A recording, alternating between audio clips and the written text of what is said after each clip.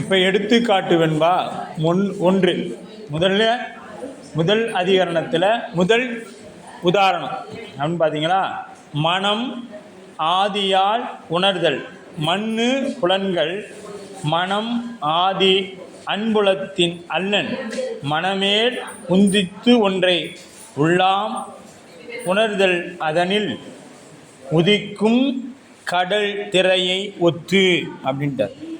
உதிக்கும் கடல் திரையை ஒத்து அப்படின்னு சொல்லிட்டாங்க. அப்போ இங்கே கொண்டு கூட்டுதல் அப்படின்னு பார்க்கணும். ஒரு பாடலை நம்ம கொண்டு கூட்டினோம்னாவே நமக்கு என்ன ஆகிடுங்க, விளங்கிடும். அப்போ முன்னுக்கு பின் சேர்த்து படிக்கிறதுக்கு பேர் கொண்டு கூட்டுதல் என்று பெயர்.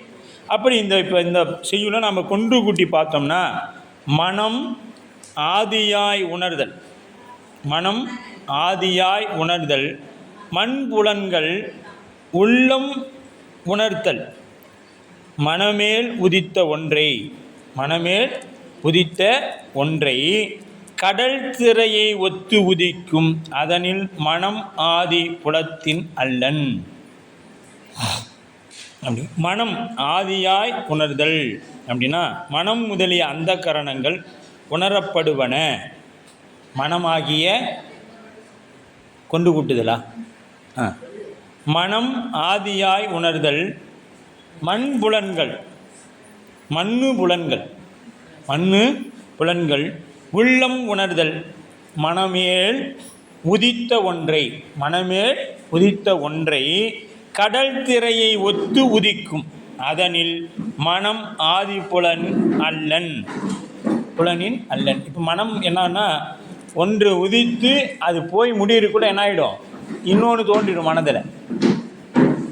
மனதில் ஒன்று தோன்றி மறைவதுக்குள்ளே என்ன ஆகிடும், இன்னொரு தோன்றிடும். அதனால தான் கடல் திரை போல அப்படின்ட்டு, கடல் திரையை ஒத்து. இப்போ கடலில் அந்த அலை எப்படியாவது ஓய்தா, ஒரு அலை வந்து கடையை சேர்றதுக்கு முன்னாடி என்ன ஆகிடுது, அடுத்த அலை வந்துடுது. இதுபோல தான் நம்மளுடைய மனமும் ஒன்றை முடிச்சக்குள்ளே அடுத்தது தொடங்கி, இது முடிகிறக்குள்ளே அடுத்தது, இப்படியே தான் ஓடிக்கிட்டு இருக்கோம். அதனால் மனதை என்ன பண்ணிட்டாங்க, கடல் திரை போல கடலோடு ஒப்பிடுறார்.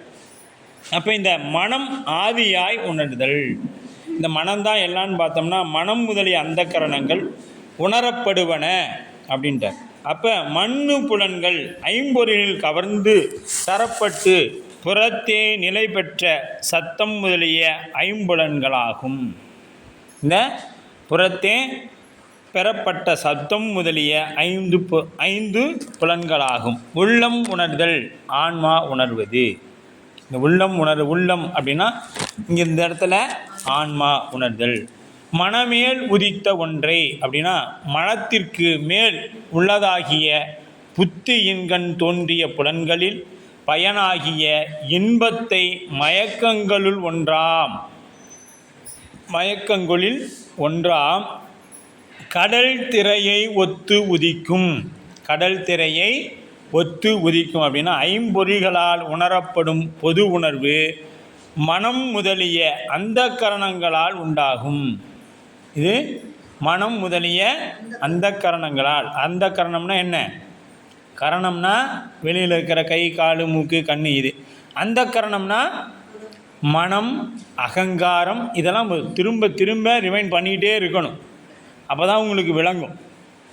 இல்லைனா இது விளங்காமையே போயிடும்.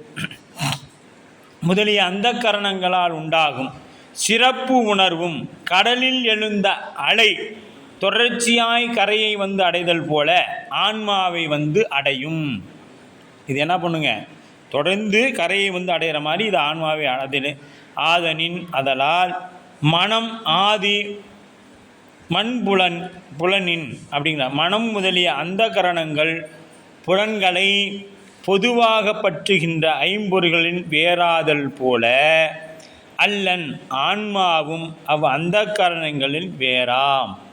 ஆன்மாவும் அந்த கரணங்களின் வேறாம் என்று சொல்கிறார். அப்போ பொது உணர்வு அப்படின்னா, செவி முதலிய பொறிகள் ஓசை முதலிய புலன்களை பொதுவாகவே அறியும். பொறி செவி முதலிய பொறிகள் ஓசை முதலிய புலன்கள் என்னாகும், பொதுவாக அறியும். செவி இது ஒரு ஓசை என்பதை மட்டுமே அறியும். ஒரு பயங்கரமான சத்தம் வருது. இப்போ நாம் ஈரானில் இருக்கிறோம், குண்டு போடுறாங்கன்னு ஒரு டம்முன்னு ஒரு வீட்டில் என்ன ஆகிடுது, ஒரு பாத்திரம் விழுந்தால் கூட நம்ம என்ன செய்வோம், குண்டு போட்டுருச்சோன்னு. அது எப்படி நடக்கும் அப்படின்னா ஒரு கொஞ்ச நேரத்தில் நடந்துடும். செவி இது ஒரு ஓசை என்பதை மட்டும் அறியும். அது நாதஸ்வர இசையா என்றோ அல்லது வீணையின் இசையா அல்லது குண்டு போட்டாங்களா அப்படிங்கிறதெல்லாம் பாகுபடுத்தி அறிய மாட்டாது. இதுக்கு என்ன பண்ணும், ஓசை கேட்ட உடனே உள்ளே வாங்கி அனுப்பிடும். இது ஓர் உருவம் என்பதை மட்டுமே கண் அறியும். இப்போ இந்த கண் இருக்குதுன்னா இது என்னன்னா தெரியாது, இது ஒரு உருவம், அந்த ஒரு குறிப்பிட்ட எல்லைக்குள்ளே அது இதெல்லாம் இன்னதெல்லாம் இருக்குது அப்படின்னு சொல்லி. இப்போ இங்கே நீங்கள் இருக்கிறீங்கன்னா அங்கே என்ன இருக்கிறீங்கன்னு கேட்டால் எனக்கு தெரியாது. அங்கே ஒரு குடம் இருக்குது, குடத்தை பார்த்தோன்னா நீங்கள் தெரிய மாட்டீங்க, நீங்கள் தெரிஞ்சால் குடம் தெரியாது. ஏதாவது ஒரு பொருளை தான் இந்த கண் பார்க்கும். காது ஒரு ஓசையை கேட்டு இன்னதுன்னு முடிவு பண்ணாது, ஒரு ஓசையை வாங்கியிருக்கும். கண் இன்ன பார்க்கும். அது குடம்னு எப்போ தெரியும் அப்படின்னா உருவம் என்பதை மட்டுமே கண் அறியும். ஆண் என்றோ பெண் என்றோ இன்ன பொருள் என்றோ பாகுபடுத்தி அறிய மாட்டாது. இவ்வாறு உணரும் பொது உணர்வே பொறிகளால் உண்டாகாது. இப்போ இது என்ன ஆகும், பொறிகளால் உண்டாவது. இதெல்லாம் பொதுவான இலக்கணம். பொதுவாக இதெல்லாம் ஒரு பொருள், இது என்ன பொருள்னால் தெரியாது. அதுக்கடுத்து இது ஓசை, என்ன ஓசைன்னு தெரியாது. இப்போ இது எப்படி நிகழும் அப்படின்னா இதை நிர்விகற்ப உணர்வு என்று பார்கள். இதுக்கு நிர்விகற்ப உணர்வு என்று சொல்லுவார்கள். விகற்பம் என்பது வேறுபாடு, நிர்விகற்பம் என்பது வேறுபாடு தோன்றாதது. பொதுவாக அறிதலின் நிர்விகற்ப உணர்வு எனப்பட்டது. பொதுவாக அறிதலுக்கு பேர் நிர்விகற்ப பொருள் எனப்பட்டது. சிறப்பு உணர்வு என்பது கண் முதலிய பொறிகள் பொதுவாக அறிகின்ற அளவில் நின்றுவிட்டால் பொருள்கள் இன்னவை என்பது புலப்படாது. அவை நாம் நினைவில் நில்ல பொருள்களை சிறப்பாக உணரும் போதே அவை இன்னவை என்பது விளங்கும். இது சிறப்பு உணர்வு. இதுக்கு சவிகற்ப உணர்வு என்பார்கள். சவிகற்ப உணர்வு வேறுபாடோடு கூடியது. இது ஒரு உருவம் என்று முதலில் பொதுவாக உணர்ந்தது. பின்னர் இவ்வுருவம் ஆண் என்றும் பெண் என்றும் ஒன்று இருக்கும். அப்போ அதுக்கு அடுத்து என்ன பண்ணுது, ஆண்னு நிச்சயிக்குது. ஆண் ஒன்று இது முருகன் அப்படின்னு சொல்லி என்ற பெயரை உடையவன் என்றும் நல்லவன் என்றும். அப்போ முருகன் பேர் வேண்டாம், வேற ஏதாவது பேர் வச்சுக்கலாம். ஒரு ரமேஷ் அப்படின்னு வச்சுக்கலாம். அந்த ரமேஷ் அப்படிங்கிறவர் நல்லவன். ஏன்னா முருகன் சொன்னால் பாரு, அவர் பேரையே சொல்லி அவர் நல்லவன் சொல்லிக்கிறார், அப்படி ஆயிரும். அதனால் நம்ம ரமேஷ்னு ஒருத்தர் வச்சுக்குவோம். அதனால் அவர் நல்லவர் அப்படின்னு தெரியும்.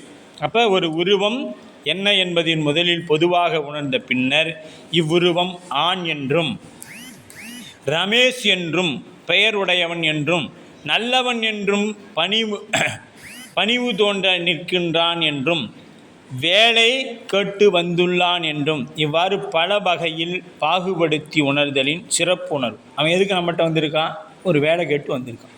இத்தனையும் பாகுபடுத்தி பார்க்கக்கூடியது சவிகற்ப உணர்வு எனப்பட்டது. இதை உண்டாக்குவன உட்கருவியாகிய மனம் முதலிய அந்த கரணங்கள். மனம் முதலிய அந்த கரணங்கள் அதுதான் செய்யும். மனம் முதல்ல அது பற்றிடுச்சு, பற்றின பிறகு என்ன பண்ணுவோம், இதை சொல்லிகிட்டே வரோம். மனம் ஒன்றை பற்றிய பிறகு என்ன யார்கிட்ட அனுப்புவோம், அந்த அகங்காரம். நம்ம சொல்கிற ஆங்காரம் வேலை, இந்த அகங்காரம் வேறு. சரிங்களா? அப்போ இதை உண்டாக்குவன உட்கருவியாகி மனம் முதலிய அந்த கரணங்களாகும். அந்த கரணங்களின் செயல்பாடு, அந்த கரணங்களோட செயல்பாடு அப்படின்னு பார்த்தோம்னா அந்த கரணங்கள் செயல்பாட்டினை இனி நாம் பார்த்தோம்னா ஐம்பொறிகள் ஒன்றாதல் தரப்பட்ட புலனை மனம் பற்றும்.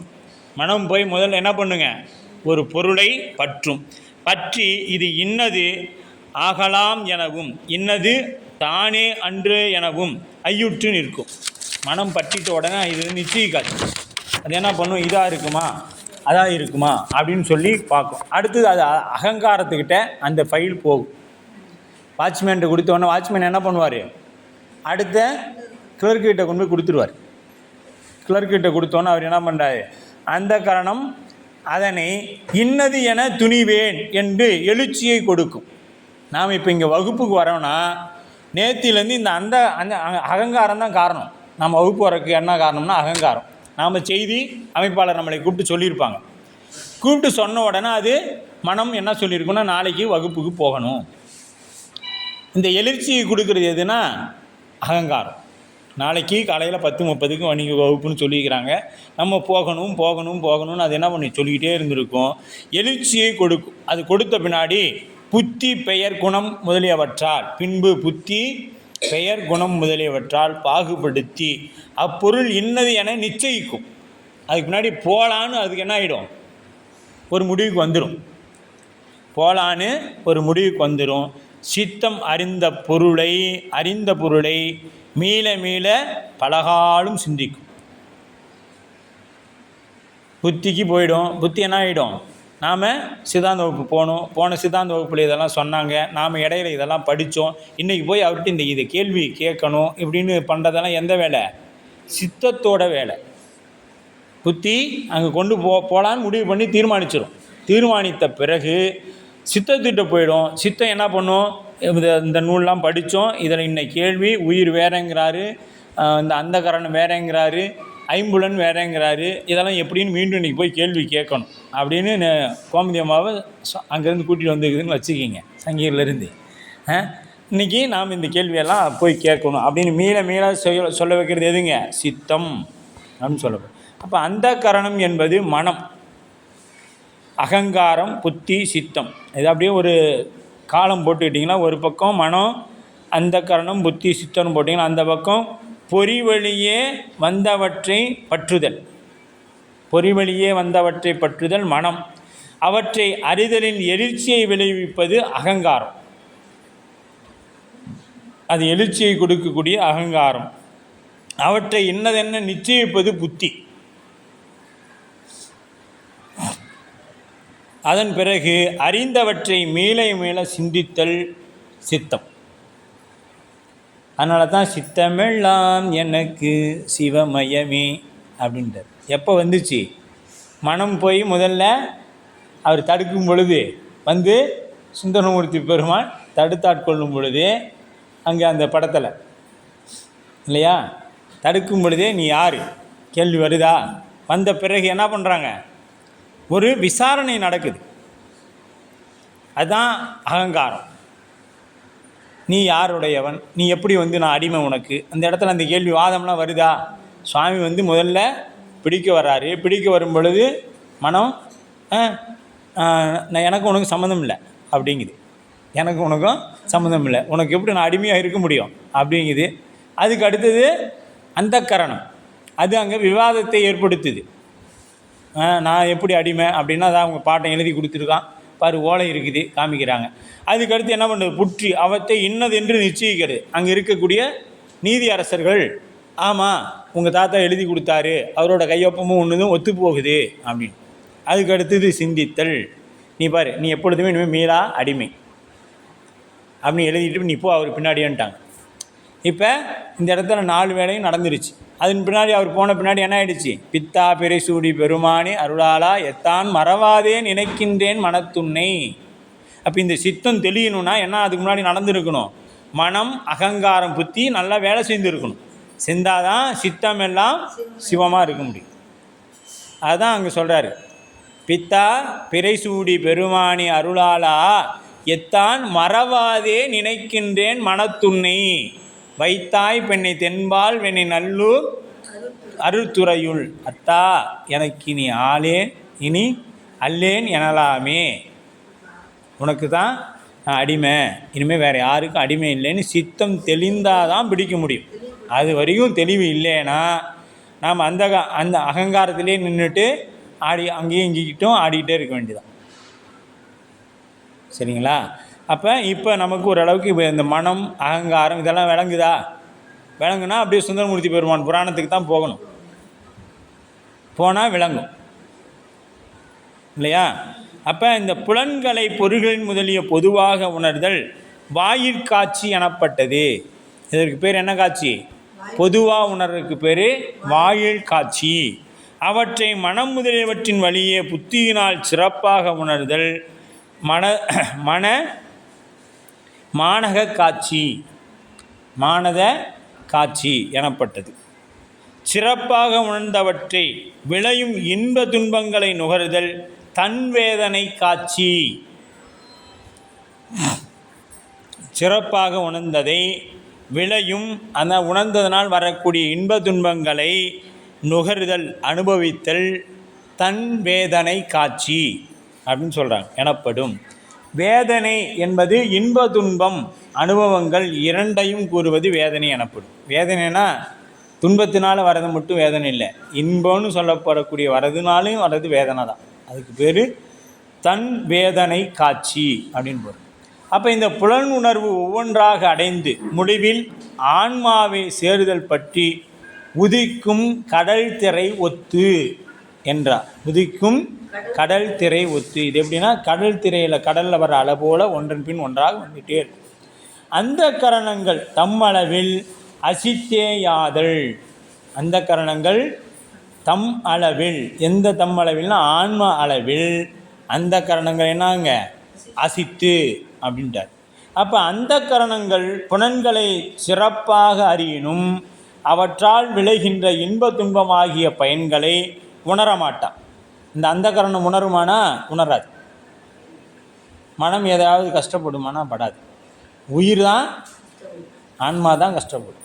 உயிர் என்றைக்கும் இது கஷ்டப்படாது. அப்போ அந்த கரணங்கள் தம்மளவில் அசித்தேயாதல் உணரமாட்டா. அவை தம்மளவில் அசித்தேயாம் ஆன்மாவே அப்பயன்களை அறிந்து நுகரும்.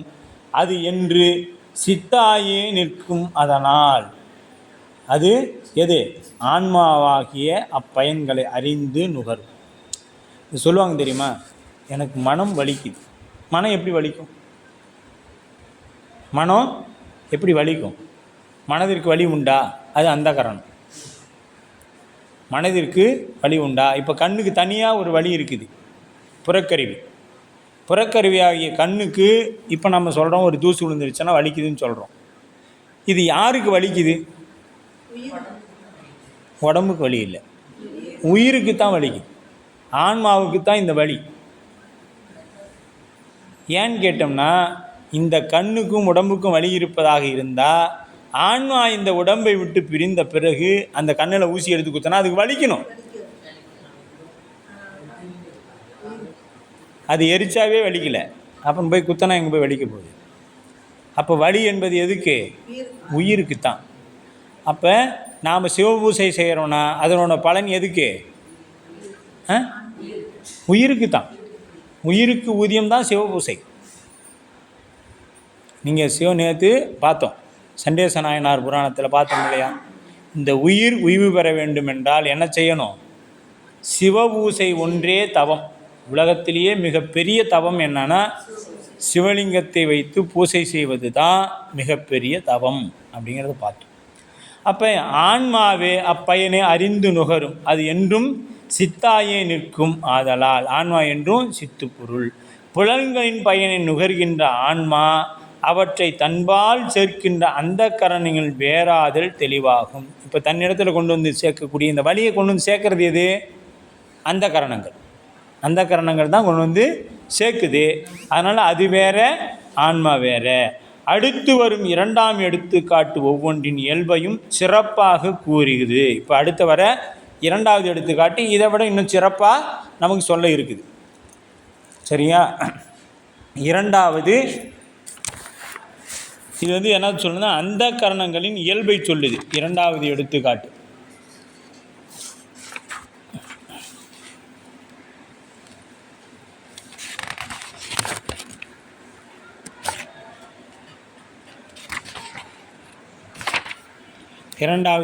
பாருங்க. சித்தாய் சித்தம் தெளிதலாய் ஆங்காரம் புத்தியாய் ஆய்ந்து மனமாகி பந்தித்து வெவ்வேறு தானே துணிந்து உள்ளம் இவ்வேறாம் அவ்வேறாம் அதுபோல ஆங்கு அப்படின்றார். அதுபோல ஆங்கு அப்படின்னா அந்த கரணங்களின் இயல்பு. இப்போ இதுக்கு ஒரு முன்னுரை நாம் முதல்ல பார்த்தா தான் இது கொண்டு கூட்டி பார்த்தாங்கன்னா உள்ளார நமக்கு விளங்கும்.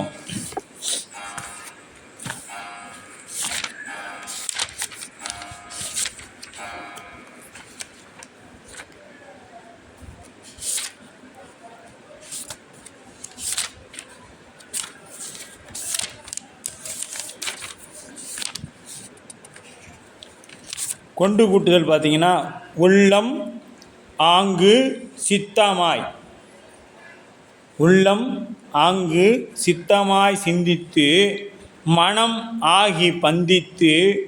பாருங்கள், கொண்டு கூட்டுதலில் உள்ளம் ஆங்கு சித்தாய் சிந்தித்து 1, மனம் ஆகி பந்தித்து 2, ஆங்காரம் ஆய் தெளியாது 3, புந்தியாய் 5, வெவ்வேறு துணிந்து இவ்வெவ்வேறாம் அவ்வேறாம் போல் அப்படின்ட்டார். அப்போ 5 பொருள்களை ஒன்றாய் தரப்பட்ட புலனை ஆன்மா முதலில் மனதோடு கூடி மனதாய் நிற்கும். மனதோடு கூடி மனதாய் நின்று பற்றி இது யாதாகலாம் எனவும் இன்னது ஆகுமோ அன்றி அன்னது ஆகுமோ எனவும் ஐயுற்று நிற்கும். மனது இது என்ன, இது மொத்தல ஒரு பொருள் அங்கே தெரியுது, அது என்னான்னு நம்மளால் தெரிஞ்சிக்க முடியல. பின் அகங்காரத்தோடு கூடி இந்த மனசு என்ன பண்ண போய் அகங்காரத்தோடு கூடின பிறகு இதெல்லாம் எதுக்கு படிக்கணும் அப்படின்னு ஒரு கேள்வி வரலாம். இது எது எங்கே இருந்தால் எனக்கு என்ன, இதெல்லாம் எதுக்கு நான் படிக்கணும்னா எப்படி சிவம் சித்தத்தில் நிற்குது வைக்கிறதுங்கிறதுக்கு தான் நமக்கு எது எப்போ வேலை செய்யும், நாம் என்ன பண்ணணுங்கிறதுக்கு தெளிவு தான் இதெல்லாம். பின் அகங்காரத்தோடு கூடி அதுவாய் நின்று அந்த புலனை இன்னது என தெளிய மாட்டாது எவ்வேறேனும் இதனை தெளிவேன் என எழுச்சியுறுதல். இது எப்படியாவது நான் தெரிஞ்சுக்கிடும். இப்போ சில பேர் இருப்பாங்க, அவனை பற்றி ஒன்றுமே நமக்கு தெரிய மாட்டேங்குதே அப்படின்னு என்ன பண்ணுவாங்க, அவங்கள பற்றி நிறைய ஆராய்ச்சிகள் செய்து கொண்டே இருப்பாங்க. அவங்கள பற்றி நிறைய ஆராய்ச்சிகள் செய்து கொண்டே இதுக்கு போயிறாங்க. அதுக்கு அகங்காரம் அப்படின்னு பேர். பின்பு புத்தியை சார்ந்து அதுவாய் நின்று அப்புலனை இன்னது என தெளியும். இது மனமும் அகங்காரமும் சேர்ந்து புத்தியோடு சேரும். புத்தியோடு சேர்ந்த பிறகு புத்தி இன்னது என்று தீர்மானிக்கும்.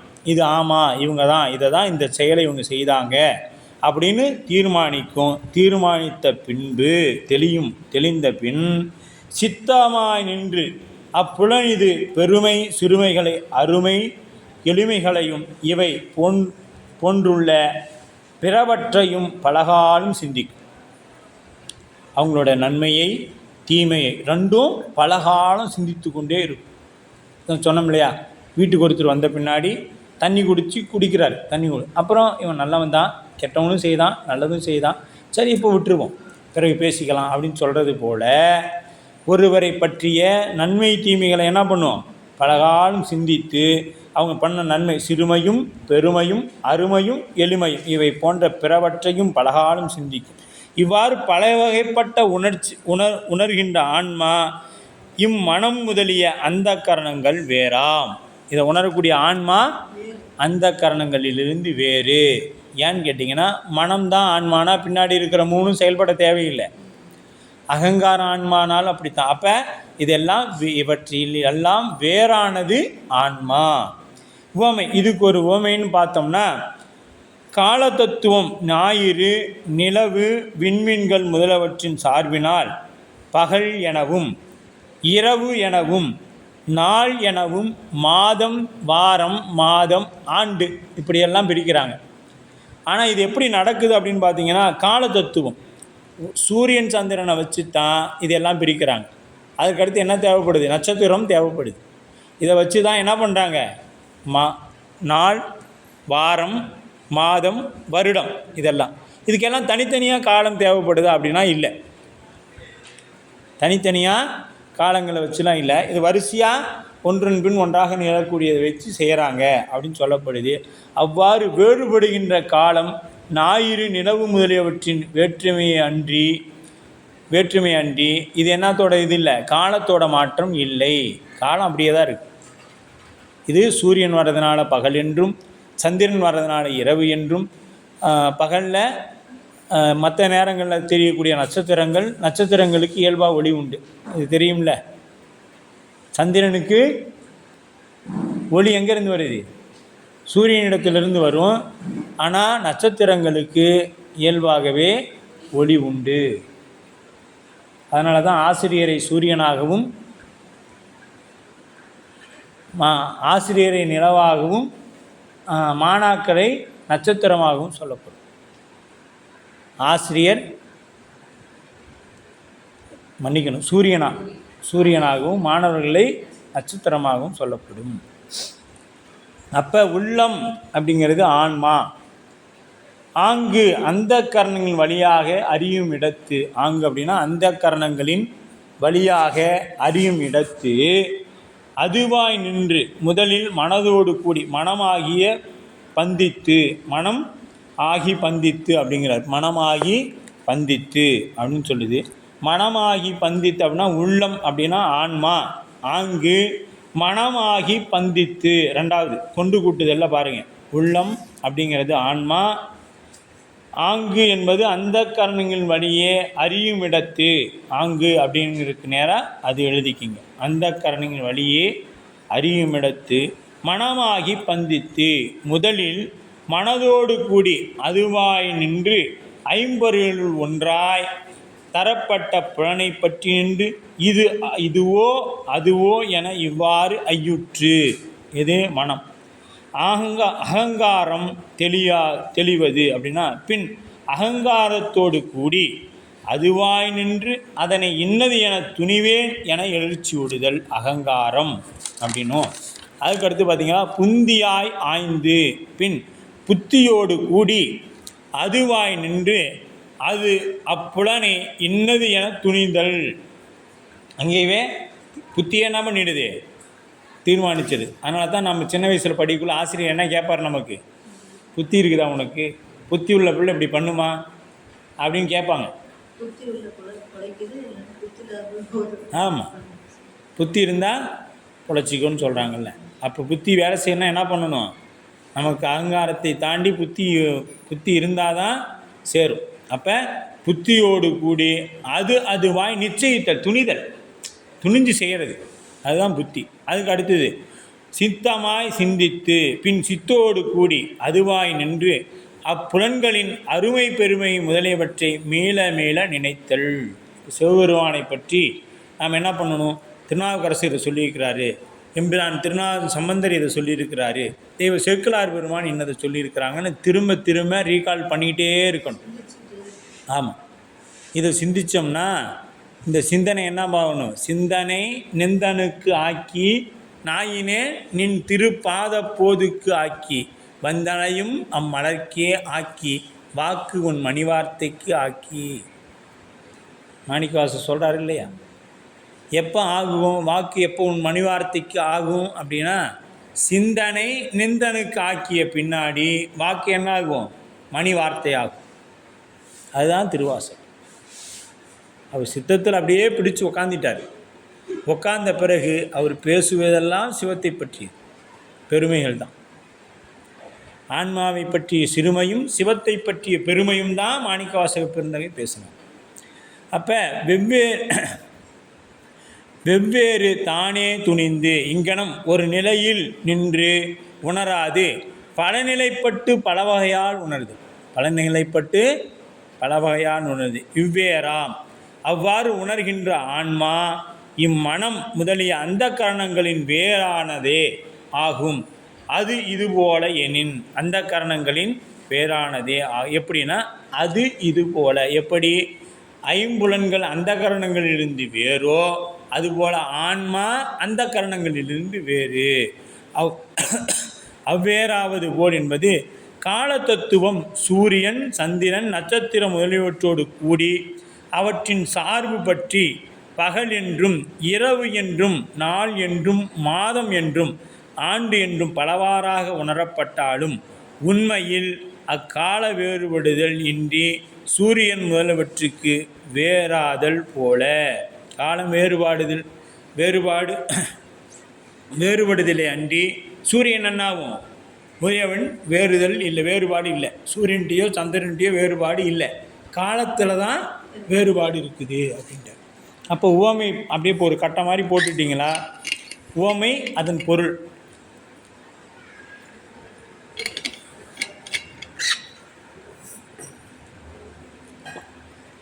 கால தத்துவம் அப்படின்னா ஆன்மா. கால தத்துவங்கிறது என்ன? ஆன்மா. சூரியன் முதலிய சார்பு, இப்போ சூரியன் சந்திரன் இதெல்லாம் பார்த்திங்கன்னா சார்பு. மனம் முதலிய கருவியின் சார்பு.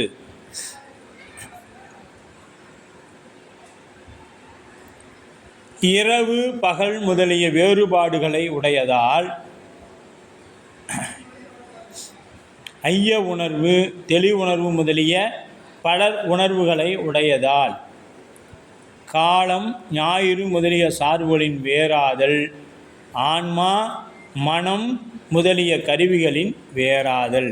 ஆன்மா கருவி வேறாதல். எடுத்துக்காட்டு வெண்பா. அடுத்தது 3. எடுத்துக்காட்டு வெண்பா நமக்கு 3.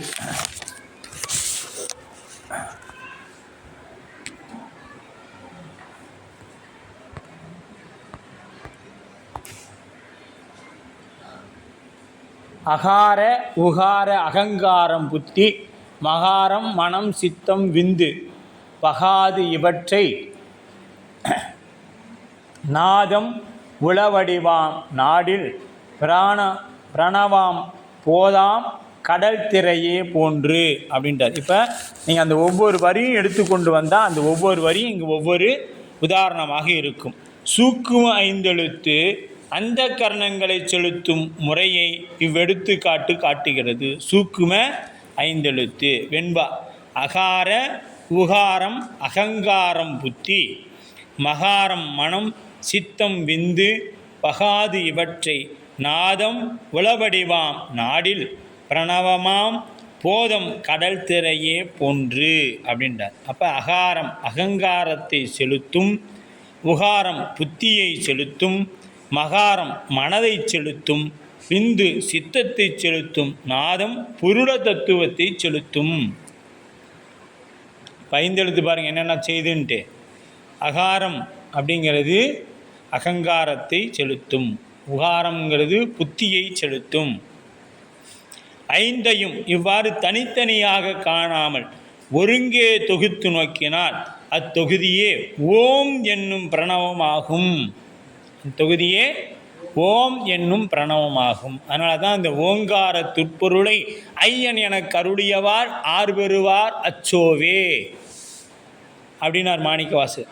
ஆன்மா உணர்வு கடலில் அலைகள் புதிதாக தோன்றுவது போல இந்த ஓம்ங்கிறது நாம் யார் சொல்லக்கூடாது, நாமெல்லாம் சொல்லக்கூடாது. வெறும் ஓம் மட்டும் நாம் சொல்லக்கூடாது. அது பிரம்மச்சாரிகளுக்குரிய மந்திரமாக வேதத்தில் சொல்லப்படும். அவங்க எப்பொழுதும் ஓம் அது மட்டும் சொல்லுவாங்க. நாம் ஓம் சொல்லக்கூடாது. அதுவும் நம்மளை என்னென்னா வெளிப்படையாக சிவாய நமவே சொல்லக்கூடாதுன்னு சொல்லுவாங்க. ஆனால் நம்ம வழக்கத்தில் இந்த அளவும் சொல்லி கொண்டு தான் இருக்கிறோம். சிவாய நம சொல்லி கொண்டு தான் இருக்கிறோம். ஏன்னா அதுவே மந்திரம். அதுதான் ஓங்காரத்தின் உட்பொருள். அப்போ கொன்று கூட்டி பார்க்கணும். அகங்காரம் அகாரம் அந்த கரணம். இப்போ கொண்டு கூட்டுதலில் பாருங்கள், அகாரம் அந்த கரணம், உகாரம் புத்தி. இந்த அட்டவணையில் வர்றது அப்படியே உங்களுக்கு இங்கே வரும் பாருங்கள். அகாரம் அந்த கரணம், உகாரம் புத்தி, மகாரம் மனம், விந்து சித்தம், நாதம் உளவடிவு, கடல் திரையே போன்று போதமா பகாது இவற்றை நாடில் பிரணவமா. கொண்டு கூட்டுதல நம்பர் போட்டுக்கிறீங்களா?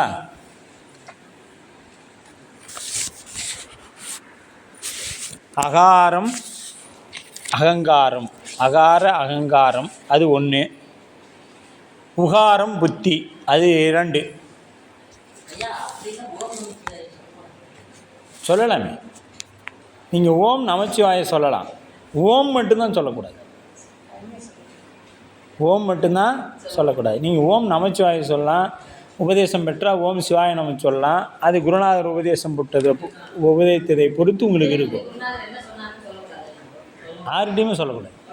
ஆமாம், அது கணவன் மனைவி உறவு போல்.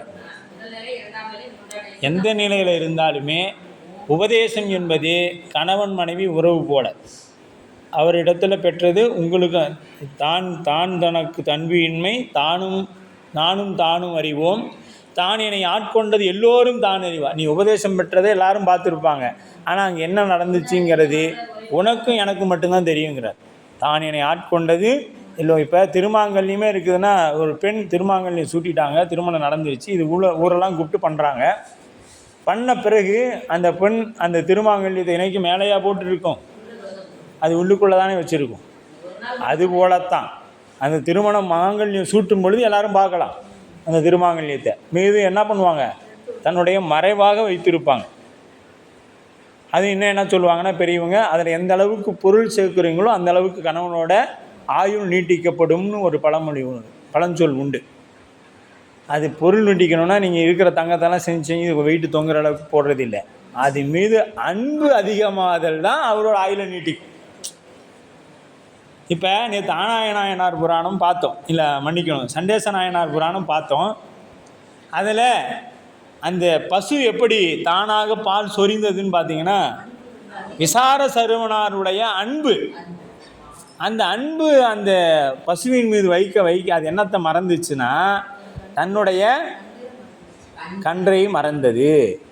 அதுபோல் வீட்டில் இருக்கக்கூடிய கணவன் மனைவி மீது அன்பு வைக்க அந்த மனைவி என்னன்னா தன் தாயவே மறந்துடணும், அந்த அளவுக்கு அன்பு வைக்கணும்.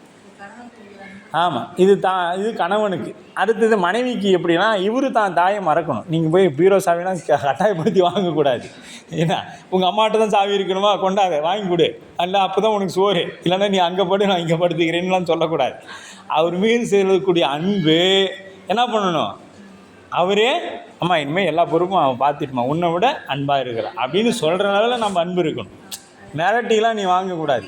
அன்பு செலுத்துறதுல அவங்கள மாமியாவே பார்த்துடுச்சே நம்ம பையனுக்கு நம்மளும் மேலாக அன்பு செலுத்தக்கூடிய பொண்ணு கிடச்சிருக்காளேன்னு கொண்டு வந்து அந்த அம்மா இந்த எல்லாம் எனக்கு ரெஸ்ட்டை விடுன்னு சொல்லணும். அப்படி நம்மளுடைய அன்பு இருக்கணும் அப்படின்னு சொல்லப்படுது. அதுதான் கணமே ஒழிய நீங்கள் இருக்கிற தங்கத்தெல்லாம் கணவன்ட்டு சண்டையை போட்டு எனக்கு காசு எடுத்து கொடு, மாங்காய் எடுத்து கொடு, குண்டு எடுத்து கொடு, அதில் போட்டோம்னா அதுக்கு பேர் அன்பு இல்லை. அந்த மாங்கல்யத்திற்கு உரம், அதாவது உறுதி ஏற்படுத்தணும் அப்படின்னா நம்ம எல்லாம் தப்பான உறவாக நினச்சிக்கிட்டாங்க. என்னென்ன இருக்குதோ தங்கத்தில் அதெல்லாம் வாங்கி ஒன்றா தொங்க போட்டால் கணவன் மேலே அன்பு நிறையா வந்துடும். அந்த நகைக்கடைக்காரம்மா வேறு நான் ஏதோ நகையை விற்று பொழைச்சிக்கலான்னா இவர் அதையும் விட மாட்டேங்கிறாருன்னு சொல்கிறாங்க. சரிங்களா? அதனால் இதெல்லாம் அப்படிலாம் இருக்கக்கூடாது. அந்த அன்பு தான் அதுக்கு உறுதி. அதுபோல் அப்போ அகங்காரம், அகங்காரம், உகாரம் புத்தி, மகாரம் மனம், விந்து சித்தம், நாதம் உளவடிவு, கடல் திரையை போன்று போதாமா பகாது இவற்றை நாடில் பிரணவமாம் அப்படின்னா. இப்போ அகாரம் உகாரம் அப்படின்னா அகாரமும் உகாரமும் அகாரம் அகங்காரம் புத்தி, முறையே அகங்காரத்தையே புத்தியையும் செலுத்தும், அகங்காரமே புத்தியையும் செலுத்தும். மகாரம் மனம், மகாரம் என்பது மனதை செலுத்தும். விந்து சித்தத்தை செலுத்தும். நாதம் விளவடிவாம், நாதம் புருட தத்துவத்தை செலுத்தும். நாதம் என்ன செய்யும், புருட தத்துவத்தை செலுத்தும். இந்த புருடன்னா என்னாச்சு தெரியுமா? எங்கேயோ படித்த மாதிரி கூட இல்லையா? படித்த மாதிரி இருக்குது. அது மண்டையில் ஏற மாட்டேங்குது. உண்மை விளக்க நூல் எடுத்து பார்க்கணும் இல்லையா? இல்லைங்களா? அடுத்து மகாரம் மனம், மகாரத்தை மனதை செலுத்தும் அப்படிங்கிறத பார்த்தோம். விந்து சித்தத்தை செலுத்தும். நாதம் உளவடிமா அப்படின்னா நாளம் புருட தத்துவத்தை செலுத்தும். நாதம், இந்த புருடன் அப்படிங்கிறது என்னன்னு பார்த்தீங்கன்னா மனம், புத்தி, சித்தம், அகங்காரம், அதுக்கு அடுத்தது புருடன். இதெல்லாம் வந்த பின்னாடி அதுக்கு ஒரு உருவம் கிடைக்கும், அதுக்கு புருடன்னு பேர். புருடன்னா என்ன? இப்போ நமக்கு ஒரு தம்பி இருக்கிறான், அந்த தம்பிக்கு ஒரு 21 வருடம் ஆயிடுச்சு. ஆன பிறகு என்ன பண்ணுறோம், அவனுக்கு திருமணம்னு ஒன்று பண்ணணுன்னா அவனுக்கு என்ன பேர் கிடைக்குது? புருஷன் அப்படின்னு சொல்கிறதுக்கு தான் இங்கே புருடன் அப்படின்னு சொல்லப்படுது. அது மாதிரி இந்த ஆன்மாவுக்கு மனம், புத்தி, சித்தம், அகங்காரம் சேர்ந்த பிறகு அதுக்கு ஒரு புருஷன் அப்படின்னு. ஏன்னா சித்தம் தெளிந்த பிறகு அது சிவத்தை பிடிக்கும். அதுக்கு என்ன ஆயிடுச்சுங்க, புருடன்கிற ஒரு சட்டை கொடுக்கப்படுது. இவற்றை பகாது நாடின், இந்த 5ஐயும் இவ்வாறு பகுத்து காணாது தொகுத்து நோக்கினால் பிரணவமாம் அத்தொகுதி பிரணவ ஓம் ஆகும். அந்த தொகுதிக்கு பேர் பிரணவ ஓம் ஆகும். போதம் கடல் திரையே போன்று அகாரம் முதலிய இந்த 5 அகக்கரணங்களும் அந்த கரணங்களிலிருந்து உணர்வுகள் புதிதாய் தோன்றுவதால் கடலிடத்து அலைகள் புதிதாய் எழுந்து வருவது போலாகும். இது எப்படி இருக்குன்னா, புதுசாக தோன்றக்கூடிய இந்த எண்ணங்கள் எல்லாம் கடலிடத்தில் உதிக்கின்ற அலைகள் போல. அகாரம் உகாரம் அகாரம் விந்து நாதம் என்னும் 5ம் பிரணவத்தின் பஞ்சகலைகள் ஆகும். இது பிரணவத்தின் பஞ்சகலை என்று சொல்லப்படும். இவற்றின் தூள வைகரி வாக்கு அப்படின்னு பேர். இதற்கு இவற்றின் தூள வைகரி வாக்கு நிவர்த்தி கலையை பற்றி அகார வடிவமாய் நிற்கும். நிவர்த்தி கலை இது எங்கே கேள்விப்பட்ட மாதிரி இருக்கும் சிவபூஜை செய்யக்கூடிய அன்பர்களுக்கு. நிவர்த்தி கலை சொல்லுங்க பார்க்கலாம். 5 கலை என்னென்னு சிவபூஜை பண்ணுற நண்பர்கள் எத்தனை? ஒரு 3 பேர் இருக்கிறோம். இப்போ 3-4 பேர் சொல்லுங்க பார்க்கலாம். நிவர்த்திகளை போற்றி, பிரீட்டாகளை போற்றி, வித்யாகளை போற்றி, சாந்திகளை போற்றி, சாந்தி அதீதகளை போற்றி. சிவபூஜை பண்ணுறப்ப இதெல்லாம் சொல்லணும். அதெல்லாம் முதல்ல புத்தகத்தை எடுத்து வச்சு சொல்லியிருப்பீங்க, அப்புறம் எல்லாம் மறந்து விட்டீங்க போல். பாரி ஐந்தாய் பறந்தாய் போற்றி, இதெல்லாம் பாருங்கள் எப்படி இருக்கிறோன்னு பார்த்துங்க, எந்த அளவுக்கு சித்தம் அதில் ஒடுங்கி நிற்கிதுன்னு. சித்தம் சிவன்பால் இல்லை. ஆமாம், இவற்றின் துளை வைகரிய வாக்கு அப்படின்னு சொல்லப்படும். இது நிவர்த்தி கலையை பற்றி அகார வடிவமாய் நிற்கும். சூக்கும வைகரி வாக்கு பிரீட்டா கலையை பற்றி உகார வடிவமாக நிற்கும். இது உகார வடிவமாக நிற்கும். மத்திமை வாக்கு இது வித்யா தத்துவத்தை பற்றி மகார வடிவமாய் நிற்கும். வித்யா தத்துவம்னா என்ன? அதுவும் இல்லை, மகார வடிவமாய் நிற்கும். பைசந்தி வாக்கு சாந்தி கலையாய் பற்றி விந்து வடிவமாய் நிற்கும். பைசந்தி அப்படிங்கிறது. சூக்குமை வாக்கு என்பது சாந்தி அதீத கலையை பற்றி நாத வடிவமாய் நிற்கும். சாந்தி அதீத கலையை பற்றி இது 5 கலைகள் இருக்குது. முதல்ல இதை தெரிஞ்சுக்கிங்க. இதெல்லாம் சிவபூஜை நீங்கள் சந்தியா அனுஷ்டானம் செய்யும் பொழுதே இது வந்துடும். அங்கேயும் மறந்து சிவபூஜையிலையும் மறந்து இங்கேயும் மறந்து நிற்கிறோம். அது கொஞ்சம் எல்லாம் வழிபாட்டில் சரியாக போயிருங்க. நாத வடிவமாய் நிற்கும். அந்த கரணங்களை செலுத்தும் முறை வருமாறு. அந்த கரணங்களை செலுத்தும் பிறருக்கு கேட்கும்படி சொல்லுதல் ஆகிய தூள் வைகரிய வாக்கு வாயை திறப்பதால் உண்டாவது. இது எதனால் வருதுன்னா, வாயை திறப்பதனால உண்டாகுது. ஆகவே வாயை திறத்தலாகிய அகங்காரத்தால் தோன்றும் அகாரம் ஆகிய பிறருக்கு தெளிவிப்பேன் என்ற விருந்தி அகாரம் ஆதலால் ஆங்காரம் செலுத்திற்று எனலாம். இது ஆங்காரம் செலுத்திற்று சொல்லலாம். இது அடுத்தவங்களுக்கு சொல்லணும்னு நினைக்கிறோம் இல்லையா, அதை நினைத்து திறக்கக்கூடிய வாய், நல்லதை சொல்லணும் அப்படின்னு நினச்சி சொல்லக்கூடிய அந்த நிகழ்வு அது ஆங்காரம். பிறருக்கு சொல்லும் சொல்லை தன்னுள் நிச்சயித்து ஆகிய சூக்கும வைகரிய வாக்கு கண்டஸ்தானத்தில் அடக்கி வாயை சிறிது அசைவினால் உண்டாகும்.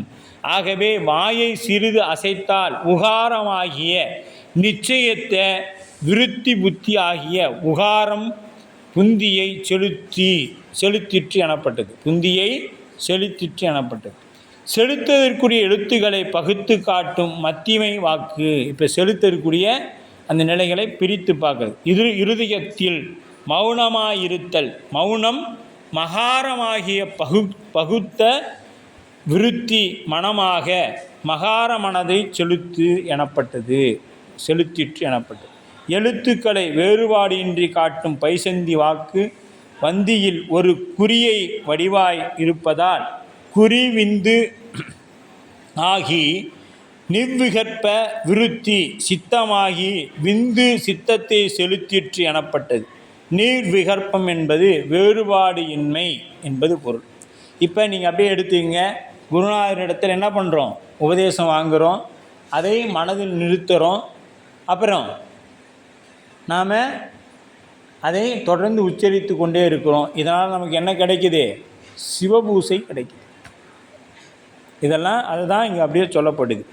அப்போ ஒளி அளவில் நிற்கும் சூக்கும வாக்கை நாபியில் ஒளிவடிவாய் நிற்பதனால் ஒளி நாதம் ஆகி உயிர்கள் என்ன பண்ணுது, விருத்தி புருடனாகி நாதம் புருடனை செலுத்திற்று எனப்பட்டது. புருடன்னா என்னது, உயிருக்கு அப்படா ஏதாச்சும் தெரிஞ்சுமே, உயிர், புருடன்னா உயிர் அப்படின்னு.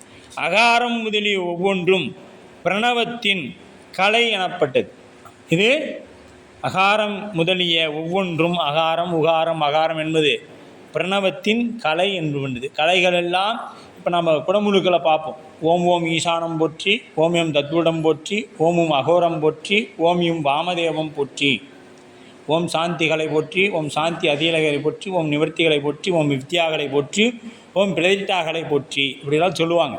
கலைகளை திருமேனியில் எழுந்தல் செய்தல், கலைகளின் வழியாக இறைவனை எழுந்தல் செய். இதுக்கு பேர் நாம் என்ன கிராமத்தில் என்ன சொல்லுவாங்க, சாமிக்கு உயிர் கொடுக்குறாங்க அப்படின்னு சொல்லுவாங்களா. சாமிக்கு உயிர் கொடுக்குறாங்க அப்படின்னா சாமிக்கெல்லாம் உயிரெலாம் கொடுக்க முடியாது. உயிர் வேறு, இறைவன் வேறு. ஆமாம், எழுந்தல் செய்தல் அப்படின்னு பேர், இறைவனை எழுந்த. அப்போ கலை எப்படி செய்ய முடியும்னா கலைகளின் வழியாக. எப்படி நீ இறைவனை எழுந்தல் செய்கிற, கலைகளின் வழியாக. இந்த கலைங்கிறது என்ன அப்படிங்கிறது தான் நமக்கு இங்கே வருது. 5 வகையான கலைகள், சாந்திகளை, நிவர்த்திகளை, பிரதித்தாகளை அப்படின்னு சொல்லப்படுது. இதெல்லாம் நமக்கு எங்கே வருது, சிவபூசையில் வருதுங்க. இதெல்லாம் சிவபூசை செய்கிறப்ப நீங்கள் சுவாமி எழுந்தல் பண்ணக்குள்ள இதெல்லாம் செய்யணும். நம்ம என்ன பண்ணுறோம், பாவனை மட்டும் பண்ணுறோம் போல், மந்திரம் எதுவும் சொல்கிறதில்லை. எழுந்தல்க பாவனை மட்டும் பண்ணுறோம், எதுவும் சொல்கிறதில்லை போல். இதெல்லாம் எடுத்து மீண்டும் புத்தகத்தை போய் பாருங்கள். சிவபூசை எப்படி செய்யும், அதெல்லாம் சரியாக செய்துட்டு வந்தால் தான் நமக்கு என்ன கிடைக்கும், அடுத்த நிலை கிடைக்கும்.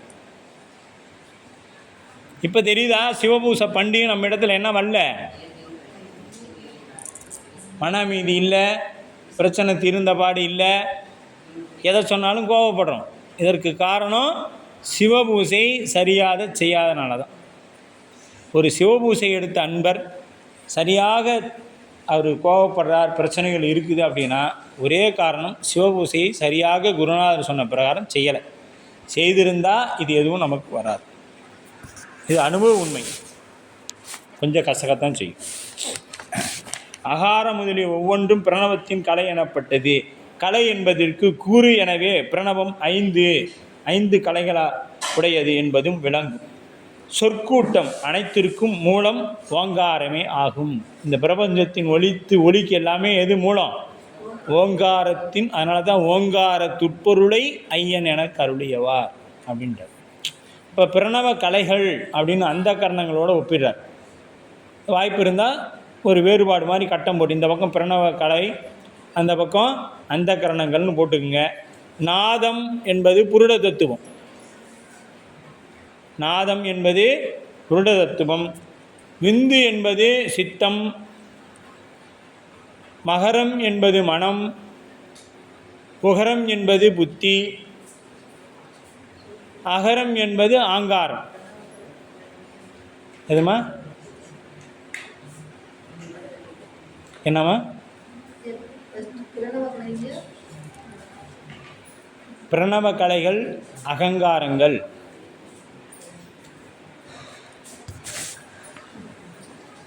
பிரணவ கலைகள் அகங்காரங்கள். நாதம் புருட தத்துவம். புதிதாக தோற்றுவதற்கு தான் என்ன சொன்னார், கடல் அலைகளை ஓமையாக கூறினாங்க. கடல் அலைகளை எதற்கு சொன்னாங்கன்னா, தொடர்ந்து நமக்கு வரக்கூடியது அந்த மன உணர்வுகளை தான் கடல் அலைக்கு ஒப்பிட்டாங்க. அதை எடுத்துக்காட்டு வெண்பா 4. எடுத்துக்காட்டு வெண்பா,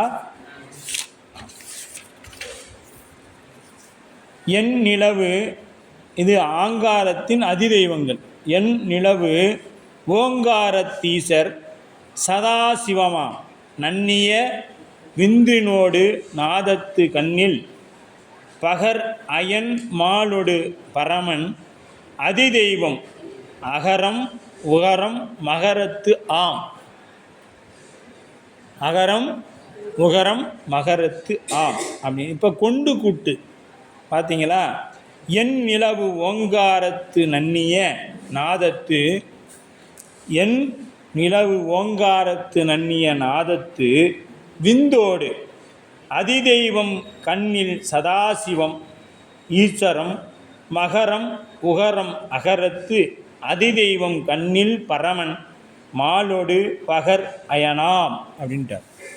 மாலோடு மயன் அகரம். அப்போ எண் நிலவு அப்படின்னா எண்ணத்தில் கண் விளங்குகின்ற, எண் நிலவுனா எண்ணத்தின் கண் விளங்குகின்ற, ஓங்காரத்து நன்னிய ஓங்காரத்தின் கூறுகளாய் பொருந்திய. ஓங்காரத்தின் கூறு என்ன? அகாரம் உகாரம் அகாரம் நாதம் விந்து. இதுதான் ஓங்காரத்து உட்பொருள். விந்தோடு நாதத்து அப்படின்னா விந்து நாதங்களுக்குரிய அதிதெய்வம் கண்ணில் அதிதெய்வங்களை கருதுமிடத்து ஈசர் சதாசிவம் முறையே மகேஸ்வரம் சதாசிவம் ஆகும்.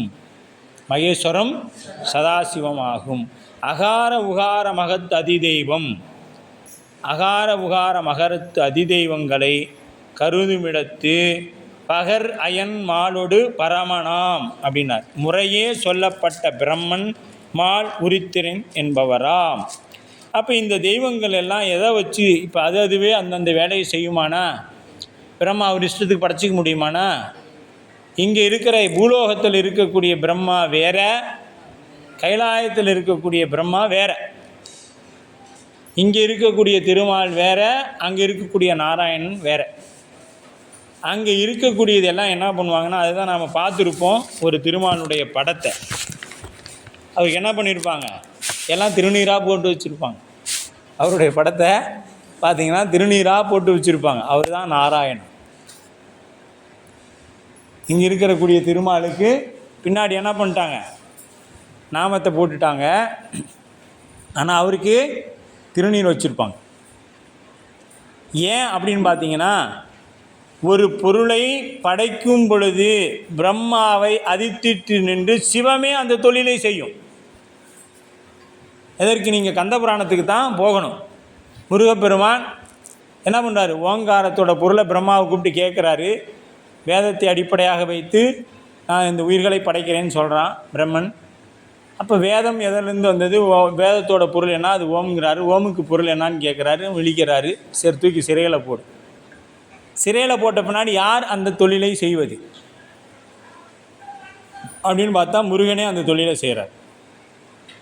அவரே படைக்கும் தொழிலை செய்கின்றார் அப்படின்னு சொல்லப்போம். அப்போ இந்த சிவம் என்ன பண்ணுதுன்னா, இந்த என்ன பண்ணுது, படைக்கும் தொழிலை செய்யும் பொழுது பிரம்மனை அதித்தித்து நின்றும் அந்த தொழிலை செய்யும். காக்கும் தொழிலை செய்யும் பொழுது திருமாலை அதிர்ச்சித்து நின்று காக்கும் தொழிலை செய்யும். ஒடுக்கம் செய்யும் பொழுது உருத்திரனாக நின்று ஒடுக்கம் செய்யும். இப்போ இது அதுவாயிடுமானா ஆகாது. ஏன் அப்படின்னா, இப்போ ஒரு முதலாளி இருக்கிறாரு, யார், அம்பானின்னு வச்சுக்குவோம். அவரையும் நம்மளையும் கூப்பிட்டு ஒரு மேடையில் உட்கார வைக்கிறாங்க.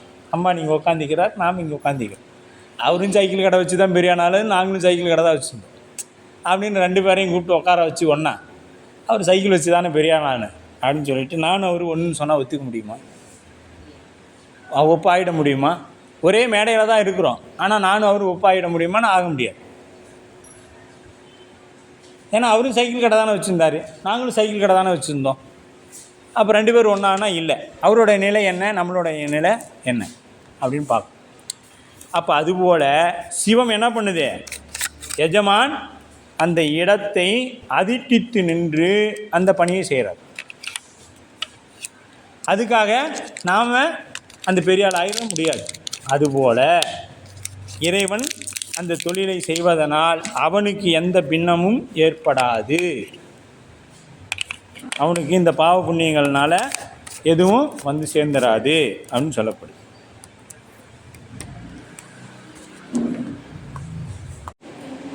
நிவர்த்திகளை பிரம்மனை அதிட்டித்து நின்று படைத்தல் தொழிலை செய்வது அது பாரிடை ஐந்தாய் பரந்தாய் போற்றி. பிரதிட்டாகலை என்பது விஷ்ணுவை அதிட்டித்து நின்று காக்கும் தொழிலை செய்வது இது நீரிடை நான்காய் நிகழ்ந்தாய் போற்றி.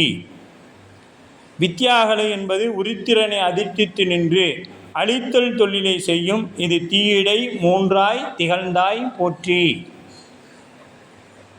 சாந்திகளை போற்றி இது மகேஸ்வரனை அதிட்டித்து நின்று மறைத்தல் தொழிலை செய்யும் இது வழியிடை இரண்டாய் மகிழ்ந்தாய் போற்றி. சாந்தி அதீதகளை சதாசிவனை அதிட்டித்து நின்று அருளல் தொழிலை செய்யும் இது வெளியிடை ஒன்றாய் விளைந்தாய் போற்றி அப்படின்னு சொல்லும்.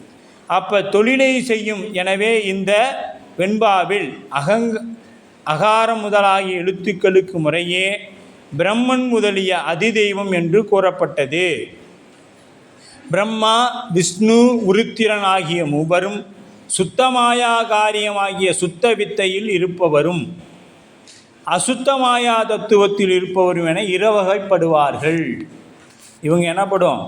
ரெண்டு வகைப்படும். இங்கே இருக்கிற திருமால் பிரம்மன் அசுத்தமாயா புவனம், நமக்கு மேலே இருக்கிறது பிரம்மா இருக்கிறது என்ன பார்த்தீங்கன்னா சுத்தமாயா புவனம்.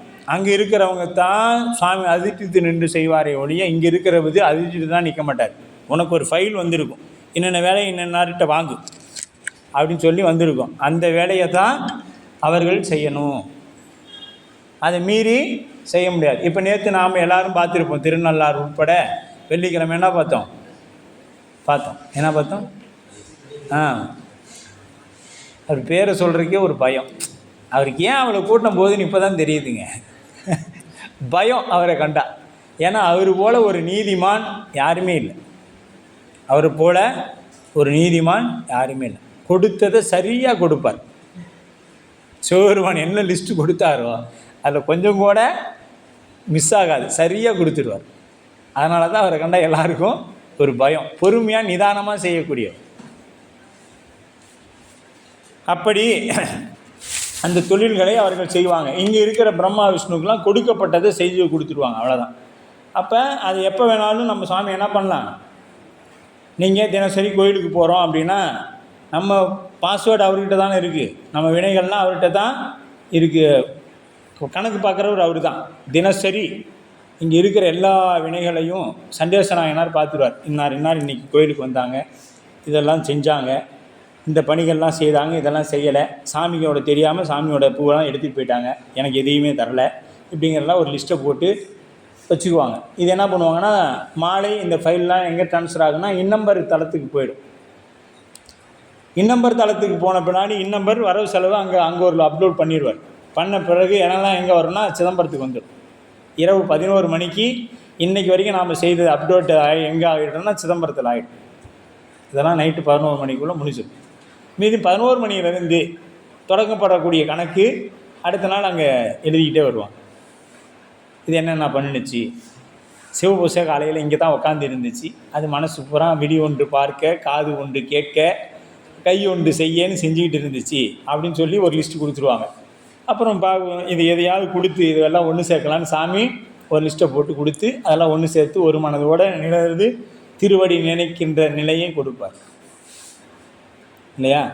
அப்படியெல்லாம் இது நடக்கும். தொழிலை செய்யும். எனவே இந்த வெண்பாவில் அகங்காரம் முதல் எழுத்துக்கள் முறைய பிரம்மன் முதலியானோர் அதிதெய்வங்கள் என்று கூறப்பட்டது. பிரம்மா விஷ்ணு உருத்திரன் ஆகியவர்களுக்கு மூவருக்கும் சுத்தமாயா புவனத்திலையும் அசுத்தமாயா புவனத்தில் இருக்கிறவங்களும் வேறு வேறு.